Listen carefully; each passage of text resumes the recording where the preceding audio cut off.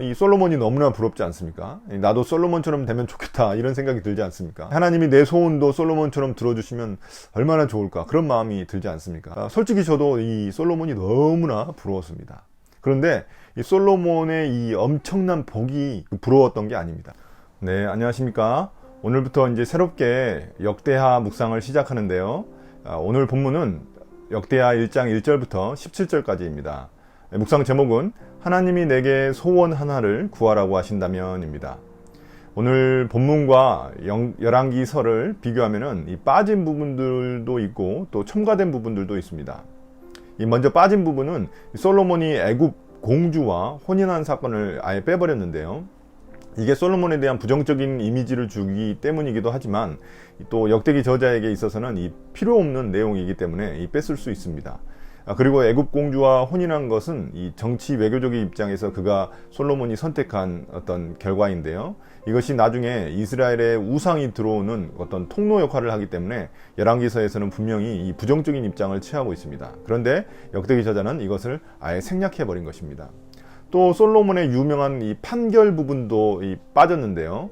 원래 열왕기 3장에서는 이 솔로몬이 하나님께 지혜를 받고 나서 백성들을 재판하는 모습이 나타납니다. 그 중에 이제 두 여자가 한 아이를 두고 자기 아이라고 서로 주장하는데요. 그때 솔로몬은 매우 지혜롭게 누가 진짜 엄마인지를 이 판결을 내려줍니다. 이를 통해서 이 솔로몬의 지혜가 얼마나 뛰어났는지를 우리에게 보여주는데요. 그런데 이 부분도 역대기 저자는 아예 빼버렸습니다.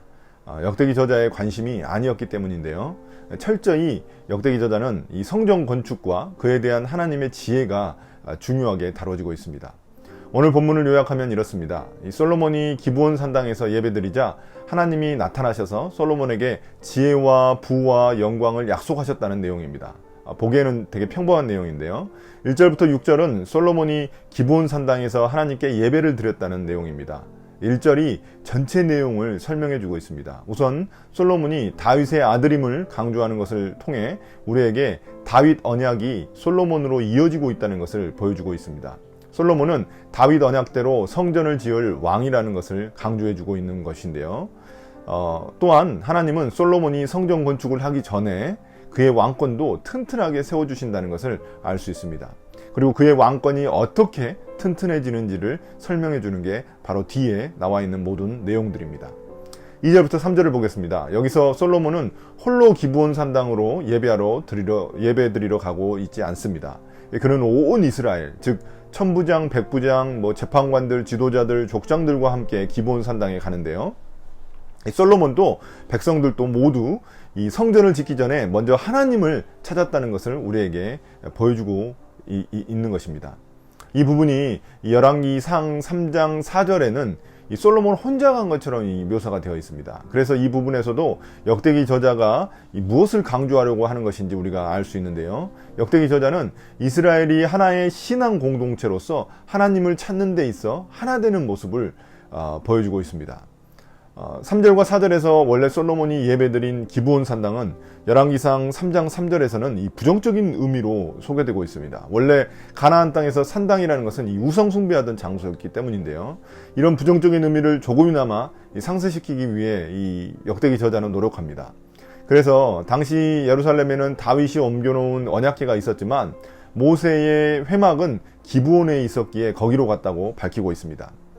그러니까 솔로몬은 다윗과 같이 모세의 언약을 존중하는 어떤 왕으로 묘사되고 있다는 것입니다. 모세의 뒤를 이은 여호수아가 있었던 것처럼 다윗의 뒤를 이은 이 솔로몬이 있었다는 것입니다. 그 뒤를 잇는다는 말은 물리적으로 어떤 그 뒤를 잇는 후손을 이야기하는 것이 아니라 그들이 하나님의 말씀에 순종했었던 것처럼 그들도 순종하여 이어가고 있다는 그런 의미입니다. 5절에서 부살렐이 만든 놋제단이 있었기에 기브온에서 예배드렸다고 말하고 있는데요. 이는 부살렐이 어떤 인물인지 먼저 알아야 우리가 이해할 수 있습니다. 그는 이 모세의 성막에서 사용되는 어떤 모든 이 성막 기구들을 만들었던 기능인, 또 대장장이, 목수 그런 역할을 했던 사람인데요.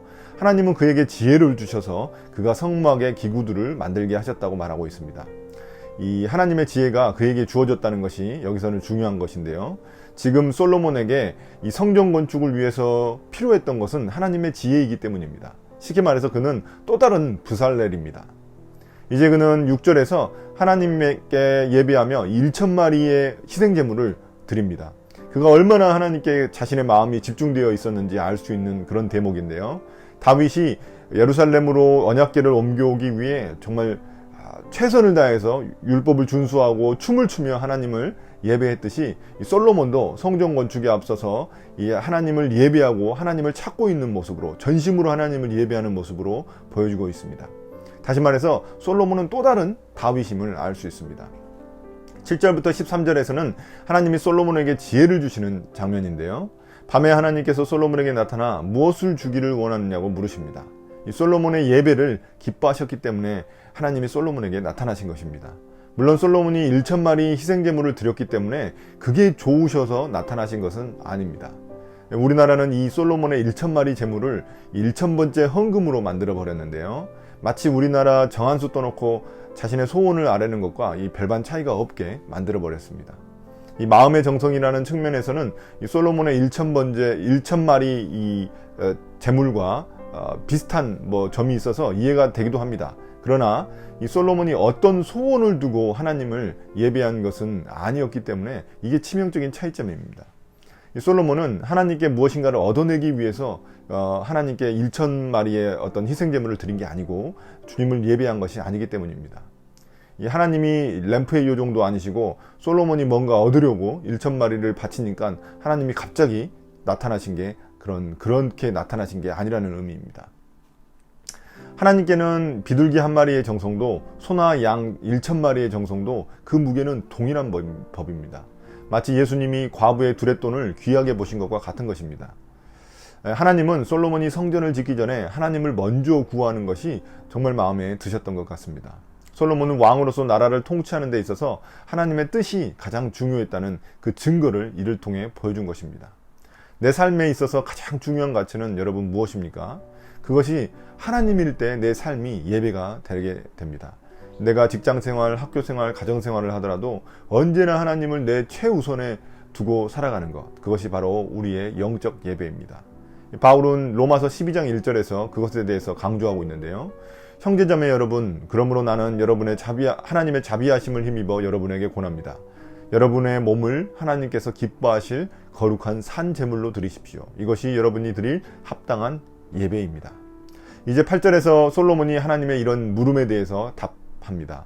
그는 자신의 아버지 다윗에게 하셨던 그 약속을 이루어지게 해달라고 구합니다. 그 약속이란 견고한 왕권과 또 성전 건축을 의미합니다.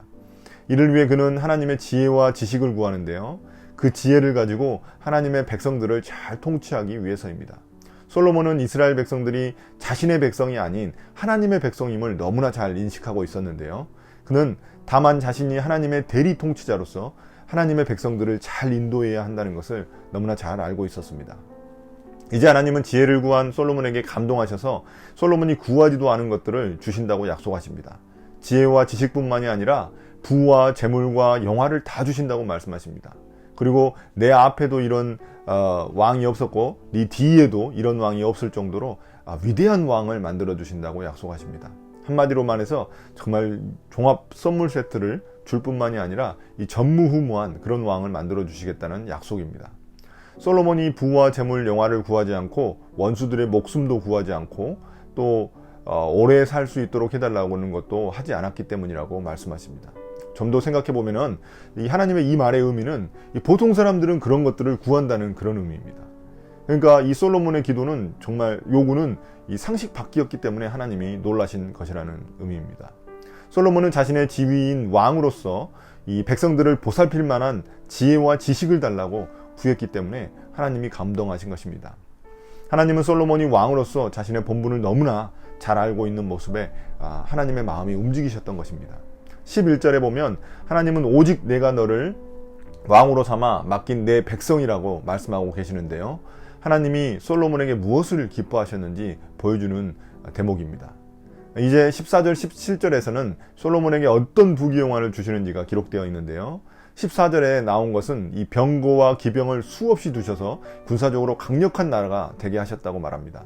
15절에서는 왕의 덕분으로 경제적으로 엄청난 부요가 주어졌다고 말하는데요. 이는 솔로몬에게 주신 하나님의 응답이 이 경제적인 부로 나타났다는 것을 우리에게 알려줍니다. 나라의 부유함이 마치 은금이 돌처럼 흔했다고 말하는데요. 저는 이게 얼마나 엄청났는지 진짜 상상조차 안 되는데요. 또한 이 백향목이라는 최고급 목재가 그 흔한 뽕나무처럼 많았다고 말합니다. 16절 17절에서 최고급 말들과 병거를 수입하여 되팔았다는 것은 이 외교적 또 경제적으로 튼튼한 나라임을 보여주는 것입니다. 여러분, 오늘 본문을 보며 이 솔로몬이 너무나 부럽지 않습니까? 나도 솔로몬처럼 되면 좋겠다 이런 생각이 들지 않습니까? 하나님이 내 소원도 솔로몬처럼 들어주시면 얼마나 좋을까, 그런 마음이 들지 않습니까? 솔직히 저도 이 솔로몬이 너무나 부러웠습니다. 그런데 이 솔로몬의 이 엄청난 복이 부러웠던 게 아닙니다. 그의 순전한 마음이 너무나 부러웠습니다. 하나님이 나타나셔서 무엇을 구하라고 하는 게 우리 인생에 있어서 흔한 일인가요? 정말 한 사람의 일생에 있어서 일생일대의 최고의 기회가 될 수 있었습니다. 그런데 그는 다른 것을 구하지 않고 하나님이 주신 그 자신의 자리에서 맡은 바 임무를 잘 수행할 수 있도록 하는 그런 지혜와 지식을 구했다는 것입니다. 여러분, 우리에게 하나님이 나타나셔서 무엇인가를 구하라고 하신다면 여러분들은 무엇을 구하실 것입니까? 우리나라에서 이건희 회장보다 더 부자가 되게 해주세요. 아니면 최고의 지위에 오르게 해주세요. 제일 유명한 사람이 되게 해주세요. 아니면 좀 평범하더라도 몸 하나 안 아프고 100살 넘게 살게 해주세요. 이런 거 구하지 않을까요? 저는 여기서 예수님이 우리에게 가르쳐 주신 기도가 생각났습니다. 예수님이 그의 제자들에게 가르쳐 주신 기도는 너무나 평범한 기도였습니다. 일용할 양식을 주시고, 이 말은 하루치 양식을 구하라는 것입니다.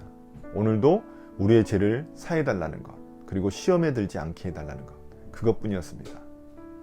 오늘 하루도 내가 어디에 있든지 내 위치에서 할 수 있는 일을 충실히 해낼 수 있는 그런 지혜와 지식을 달라고 기도하는 우리 모두가 되기를 예수님의 이름으로 축복합니다. 그 기도를 하나님이 기뻐하십니다. 오늘 묵상을 마치겠습니다. 감사합니다.